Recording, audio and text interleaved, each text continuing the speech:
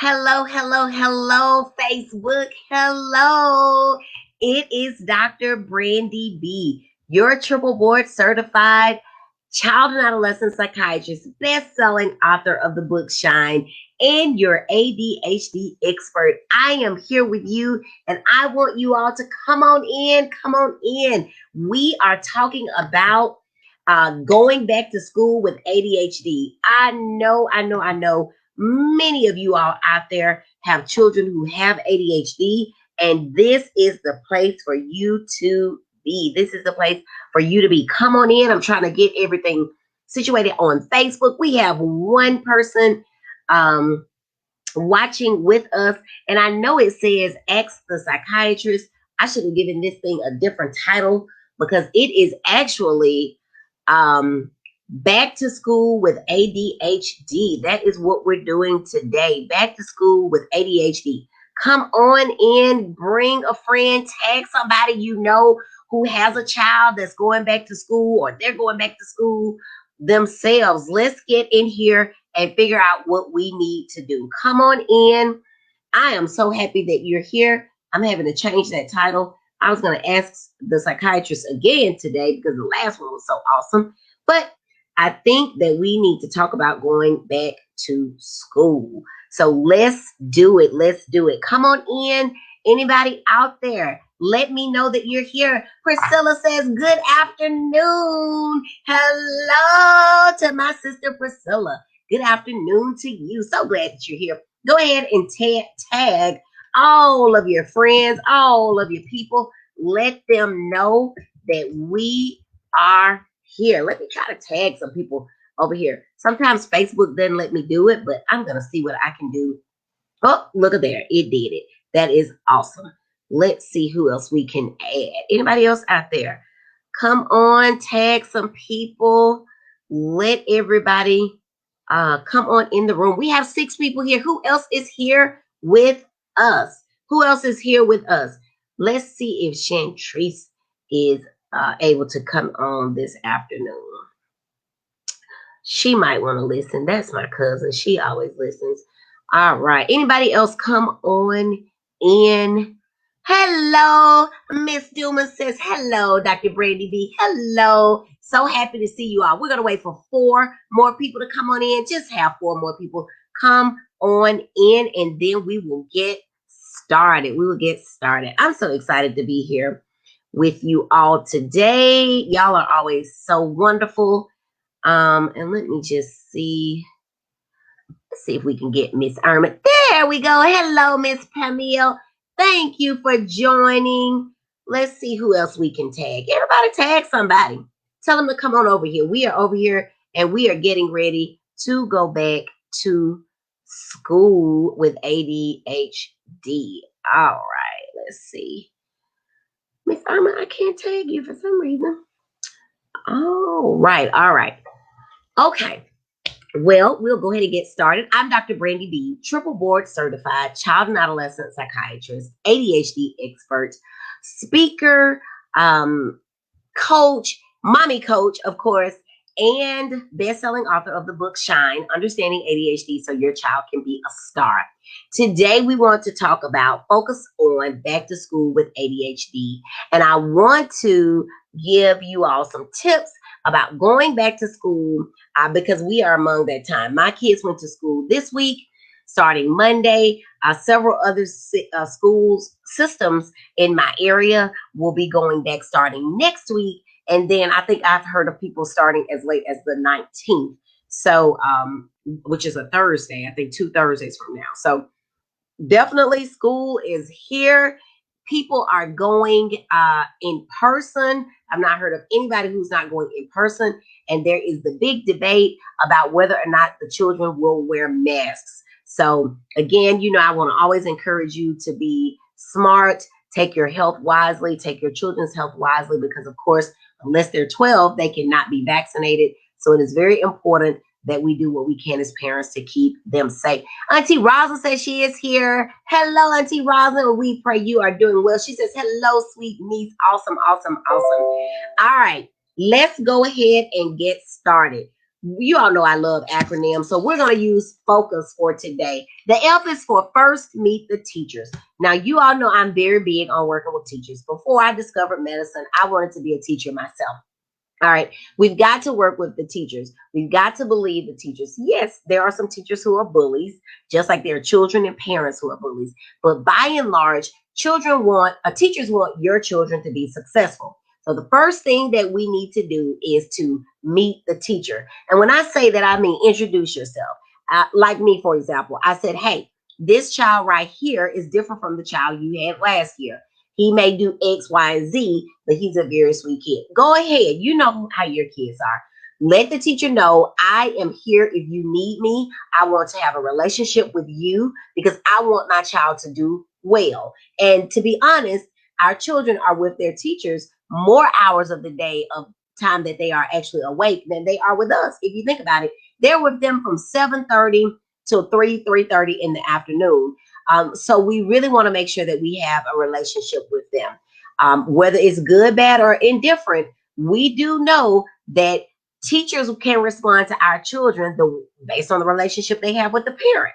Now, I'm not saying that's right. I'm not saying it's not right. I'm just telling you how things can be. So if you go in and at the beginning say, I am working with you and not against you to help educate my child, that is likely to be much better for your child in this school year. Now, some parents will say, well, Dr. Rudolph Bolin, Dr. Brandy B, Dr. Bolin, Dr. Rudolph, Miss Bolin, whatever they call me. Somebody called me a nurse today. I'll answer to all of it, as long as you're not being disrespectful, because I got a lot of years that go with this right here, okay?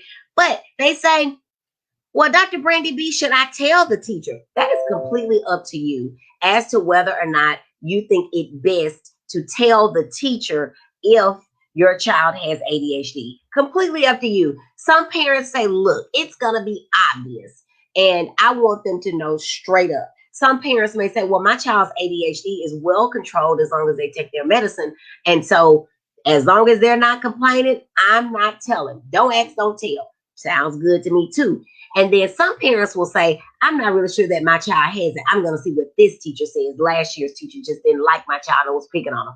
And that's fine too. We just want to be very careful that we're not waiting too late and we find ourselves in November or December and our child is academically not doing well because we've just been waiting on the teacher to say something.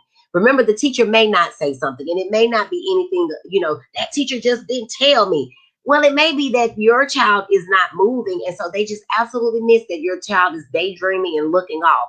And so they may have missed that because there's someone else who's hanging off the lights, jumping out the window. So they have to, give that child more attention. So be proactive, reach out, look at your child's homework. Every day this week, one of my children has had an assignment. And so it's our responsibility, parents, to look and be in communication with the teachers about what it is that may be happening with our school. So in our focus on going back to school with ADHD, the F is for first, meet the teacher. All right. And now our school system, you cannot go inside. So meeting them meant, they had an open house. We can email them. They use Dojo. So whatever it is that your system uses, make sure that you communicate with your child.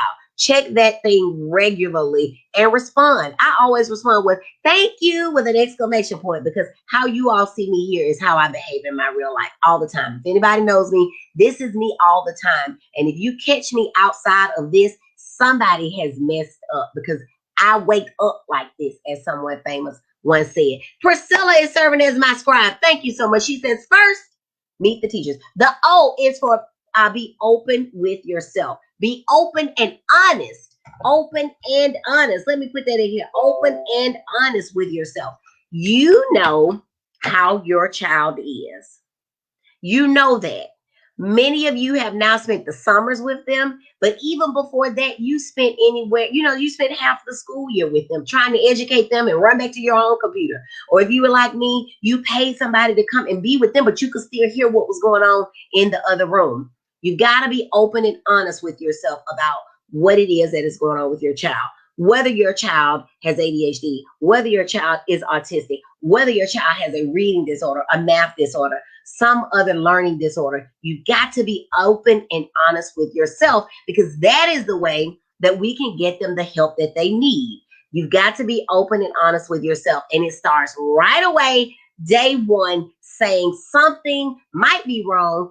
I'm not sure. I'm not a doctor. I'm not Dr. Brandy B, but I do know that there may be some issues because last year in pre-K, last year in daycare, last year in second grade, we struggled a little bit. Almost didn't make it out of second grade. So I really got to pay attention in third grade because Dr. Brandy B says that those odd number grades are very tricky. So we've got to be which is open and honest with ourselves. And that is, of course, about any challenges that our child may have. So the F is first, meet the teachers. The O is be open and honest with ourselves about any of our child's or children's challenges. All right. The C is we need to cultivate an environment for improvement. Cultivate an environment for improvement. What does that mean? That means that we need to be about getting our child some help. We need to be about getting our child some help right off the bat. If you recognize 2 weeks in that Johnny is really struggling at reading, at staying in his seat, at doing math, or if Johnny struggled last year, you know if Johnny struggled last year, the summer didn't cure it. In fact, he has not done anything all summer long because every time you tried to do something with him, he would cut up so bad. So you just said, forget it. Johnny still has a problem. So what we need to do now is try to figure out what is the problem and how can we cultivate an environment for him to get better. All right. Does that mean an IEP? Does that mean a 504? Does that mean medication? Does that mean therapy? Maybe my child is extremely anxious and has never gotten past having to leave me and separate from me to go to school. I need to be able to cultivate an environment for improvement, whatever that may look like. I need to start doing that day one. Somebody that I know that lied about everything said only this one thing, and it was true. It does not take all day to see the sun shining. And that's a very true statement. If you wake up at 8 o'clock and the sun is shining, you don't need to wait until 12 to see if it's going to shine. It's already shining. Sun comes up about what, 5:36? All right. I never want to open my eyes and see the sun shining because that means I just overslept. Okay. But it does not take all day to see the sun shining. Now, sometimes you wake up and it's a cloudy day and you check the forecast. The forecast will say by 1 o'clock, the sun will be shining. It's okay to wait if you have some absolute promise that the sun is going to shine. But if the sun was shining and it looked a certain way in May and it's still looking that way now, let's go ahead and cultivate an environment for improvement. Cultivate an environment for improvement. Let's do what we need to do to get that baby happy. Let's see. My computer doesn't show me, but over here I've got Miss Michelle Mitchell is watching. Clarence 3, my cousin is watching. Latoya D. Hello, everyone. My phone is now cutting up, y'all. Let's see. Hold on. I'm gonna win. I am going to see who is watching me. Let me go back over here and see.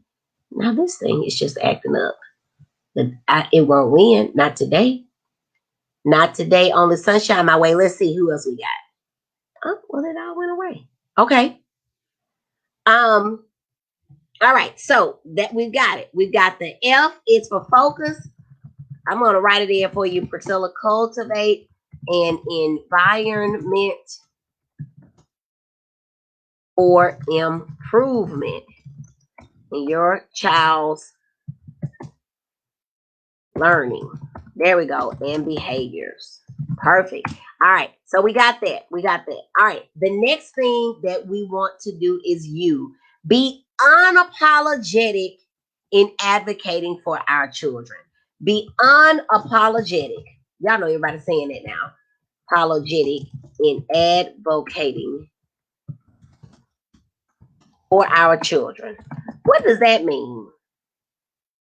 That means that at all costs, we need to be the ones to make sure that our children get what they need for success. Now, I'm not telling you to go down there to the school board all with your rollers and your house shoes and you're going to give them a piece of your mind. That's not going to get you very far. But you need to, again, do number one, meet with the teacher. and say, I have a concern with Janetta. I have a concern with Susie. When can we meet? Now, again, our school system is not letting people into the building, but they have, ways for us to communicate with them. And the teachers are very open. I can meet with you on Tuesday at 3:30 after I do Carline. Okay, great. Be prepared on Tuesday. Come with specific concerns. Okay, specific concerns. And have some questions, and then ask, how can you help me help him moving forward? And if that doesn't work with the teacher, the next step would be, perhaps the principal, depending upon what level of school your child is in. If it's the English teacher and they're in 12th grade, maybe you need to talk with the head of the English department. I'm not sure that elementary schools are set up that way. I just don't know. I'm not an educator. All right. And then, of course, the principal is the ultimate person in the building.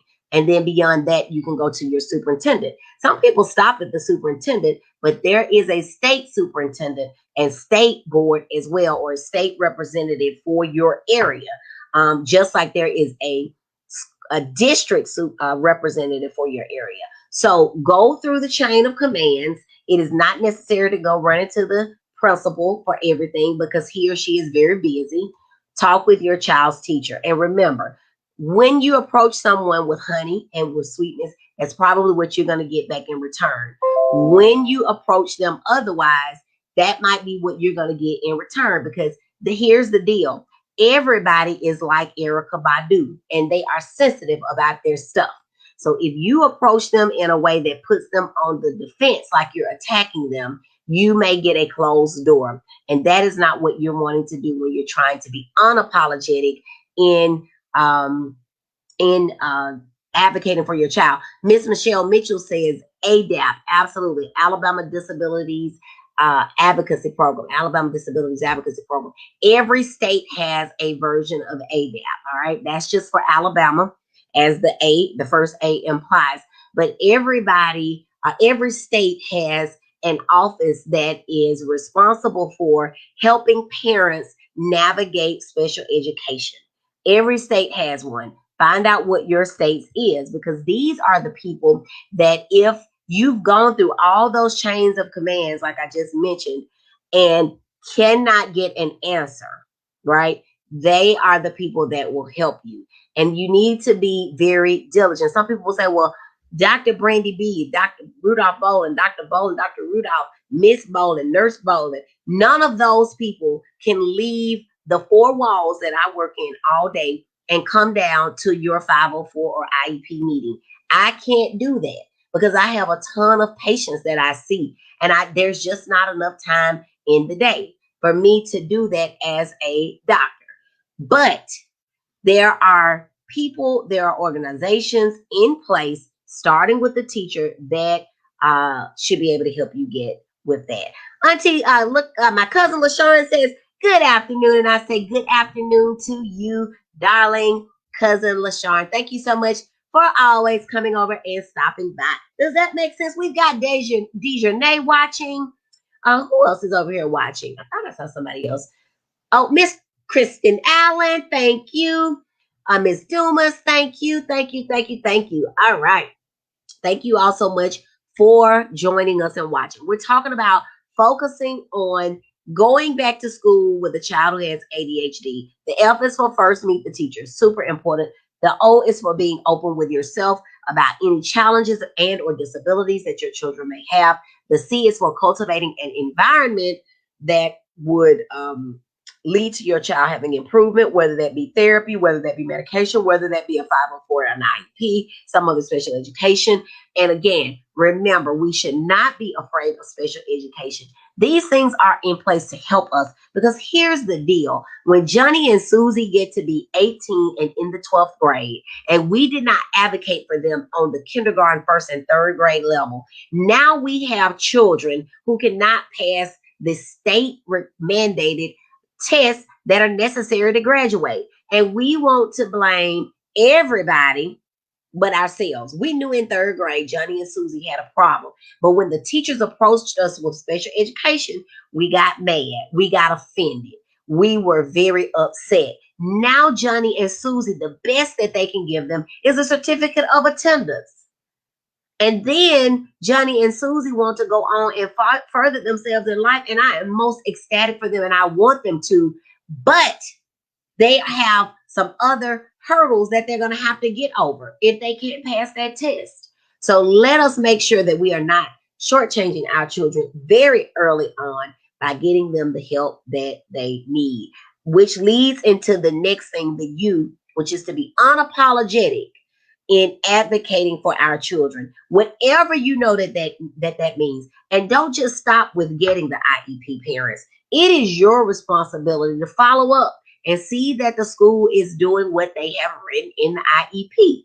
If you don't understand the IEP, I might be able to help you navigate some of it, but do understand that I am a physician, not an educator. I educate you about these medical conditions, but when it comes to the education system, that is what your teachers and your principals and your counselors are for. And then ADAP if you continue to have problems. We've got cousin Tiffany Turner here. She says, good afternoon, cousin. See, now she knows to just go ahead and identify as cousin because I have a good med school friend, Dr. Tiffany Turner, out in, I think she may, I'm not going to guess which part of Texas, but she's a pediatrician out in Texas. All right. So here we go. The last thing, the S, focus. Remember, the S is for having a system for success, getting a system for success. What do I mean by that? I mean to plan. And that is, for me this week, I discovered, I've always known it, but it really hit home for me that parenting is like nonstop. In the morning, you got to get them dressed. You got to get them fed. You got to get them in the car. You got to drop everybody off. You have this break. And honestly, guys, that break during the day when they're at school, it seems like a long time on paper, but that day flies right on by. Then it's time to go pick everybody up, have a snack. If they got some practice, you got to go to practice. But first, you got to do homework because when you get out of practice, what are you doing? You're coming in, you're unpacking your book bag, you're trying to finish up homework you didn't do, you're trying to eat if you didn't eat before, or if they ate before but they're still hungry and they need a snack. And then guess what you got to do? You got to get clothes out for the next day. You got to get snacks out for the next day. You got to get lunch out for the next day. You got to get socks and shoes and everything out for the next day. You got to put it all at the door, put it all in the car. You got to do all that. You got to bathe people. You got to do all of this. And then you got to wrestle people into bed. And then you get a couple of hours. And then guess what? You do it all over again.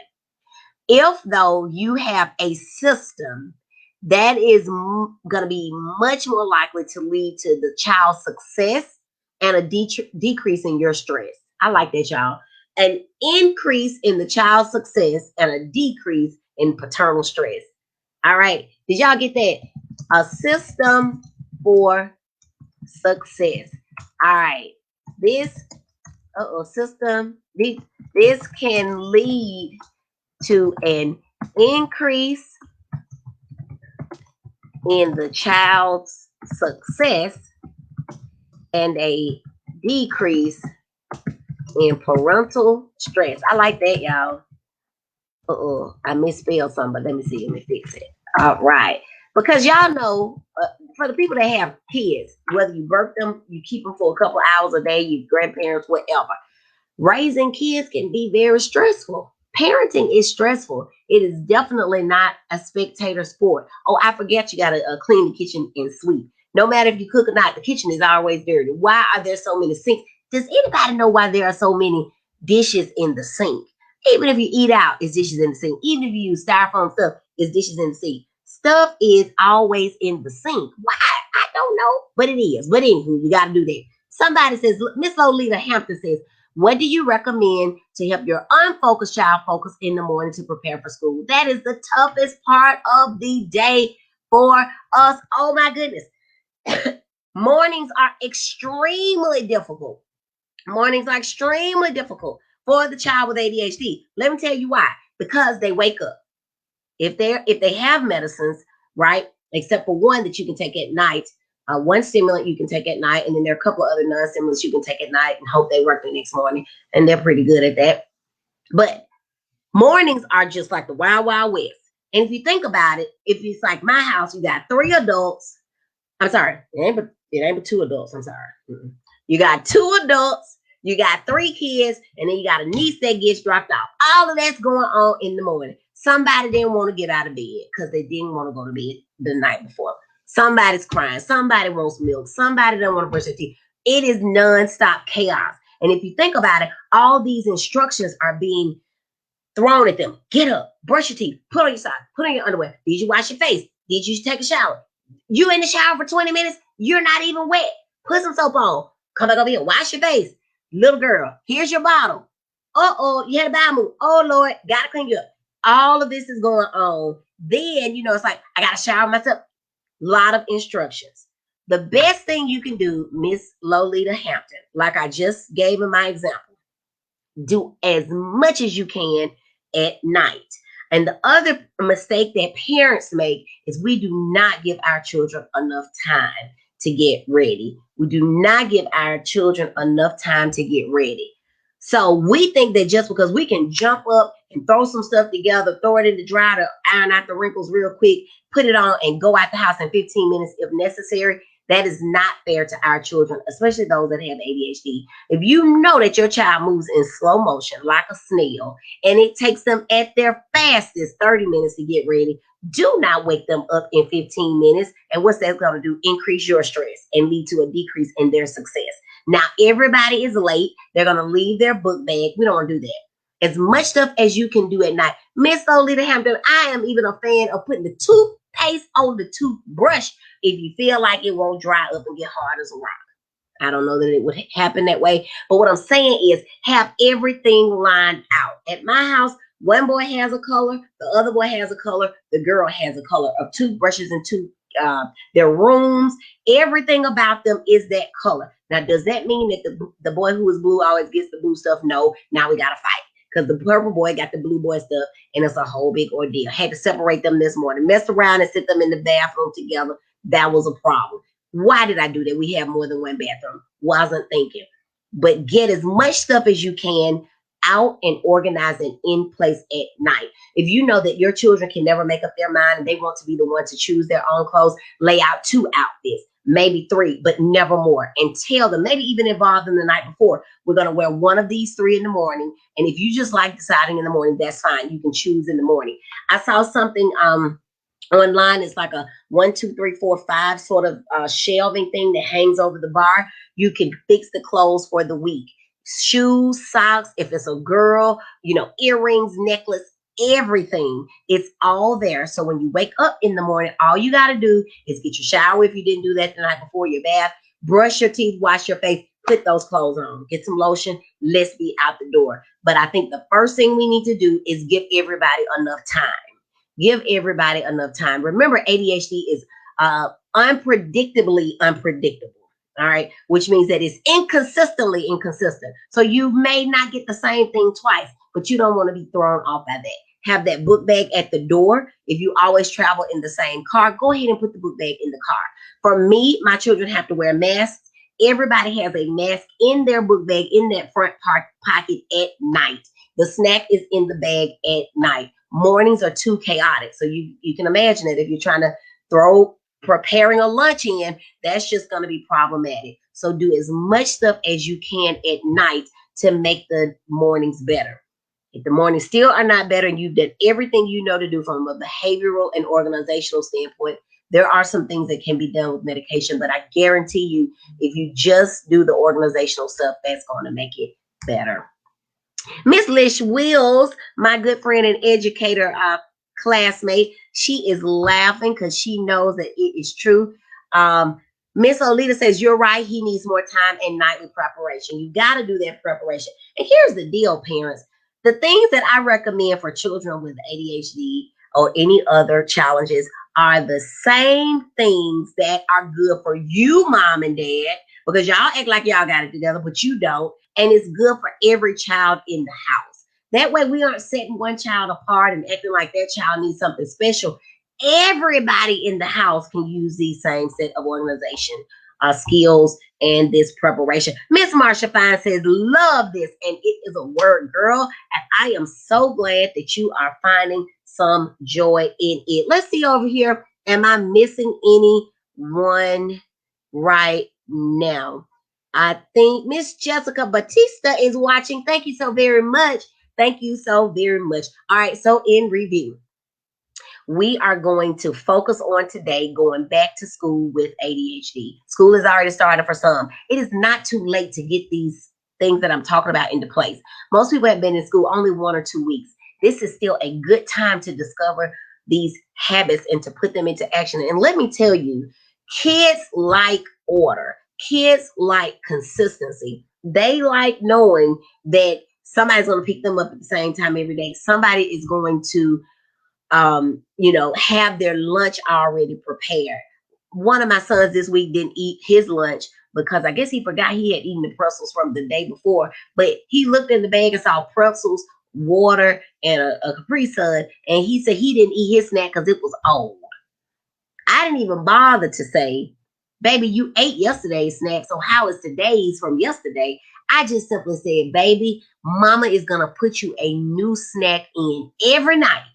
That way he knows that when he gets up, the snack that is in there for that day is a new snack. So we just have to tell them. We really, really, really, if you missed it, parents, please go back and listen to, I think it was 726, Focus on It Friday, Ask the Psychiatrist. Miss Michelle Mitchell posed a question on that, Ask the Psychiatrist, Focus on It Friday. Something about what tips do you have for parents or children with ADHD? It was the first question of that hour or so. And I said, patience. You got to have patience. You got to have preparation.